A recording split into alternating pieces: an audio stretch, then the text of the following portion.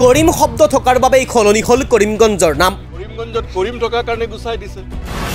মুছলমান নাম য'তেই থাকিব তাতেই নাম সলাব হিমন্ত বিশ্ব শৰ্মাই।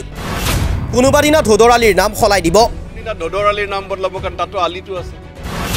আমিন গাঁৱৰ নামো সলনি কৰি দিব পাৰে হিমন্ত বিশ্ব শৰ্মাই। আমিন গাঁৱৰ পৰা আমিনটো গুচাই দিব।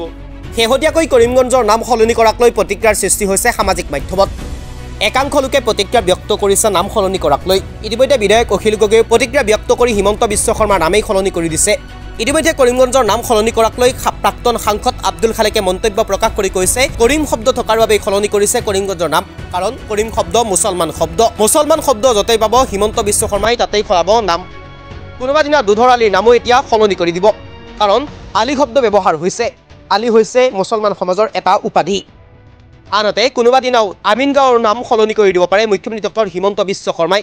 কাৰণ আমিন হৈছে এটা মুছলমান নাম আৰু এই নাম থকাৰ বাবেই হয়তো হিমন্ত বিশ্ব শৰ্মাই সলাই দিব পাৰে আমিন গাঁৱৰ নাম। এনেদৰে এতিয়া তীব্ৰ কটাক্ষ কৰিছে মুখ্যমন্ত্ৰী ডক্টৰ হিমন্ত বিশ্ব শৰ্মাক প্ৰাক্তন সাংসদ আব্দুল খালেকে। কি ক'লে আব্দুল খালেকে শুনো আহক। কৰিমগঞ্জত কৰিম থকাৰ কাৰণে গুচাই দিছে। কোনদিনা ধোদৰ আলীৰ নাম বদলাব কাৰণ তাতো আলিটো আছে। কাৰণ আলি মুছলমানৰ উপাধি হয়। কোনদিনা আমিন গাঁৱৰ পৰা আমিনটো গুচাই দিব। সেইকাৰণে কৰিমগঞ্জৰ কৰিমটো গুচাই দিছে। এতিয়া কৰিমগঞ্জ জিলাৰ নাম সলাই দিলে।